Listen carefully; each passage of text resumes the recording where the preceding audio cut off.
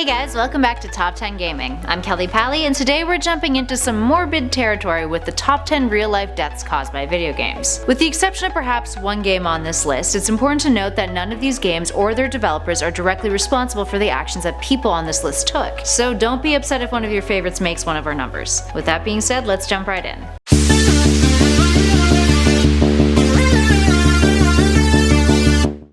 Number 10 is Dylan Lee Edmondson. You guys remember when everyone was obsessed with playing Farmville on Facebook? Well, one mother was a tad too obsessed with the game, to put it lightly. Alexandra Tobias was incredibly obsessed with Farmville, and was engrossed in the game when her 3-year-old son Dylan started crying. Out of frustration, she shook him several times, potentially hitting his head in the process, which caused the child to die. And number 9 is Blue Whale. Our most recent addition to our list is a game that doesn't actually have any reliable evidence as to whether or not it actually exists, but still has had quite the press coverage. Blue Whale is a game in which the administrator assigns tasks to players for 50 days, with the 50th day requiring the player to commit suicide. As of March 2017, the game has been linked to 130 teen deaths in Russia, and countless other acts worldwide, including a lot of self-harm. And at number 8 is Teen Kills 68-year-old Grandmother. An unnamed 17-year-old in the Philippines killed his grandmother after she took him home from an internet cafe while he was playing Dota, interrupting his game. Upon arriving home, his grandmother scolded him, and this is when he claims he blacked out. He remembered cleaning up the crime scene and going to his aunt's house to tell her what he had done, and then she called the police. His grandmother's body was found at their home with wounds to her head, neck, and chest, along with defensive wounds on her arms and a bloody broken ceramic vase nearby. The teen lived with his grandmother alone and was raised by her.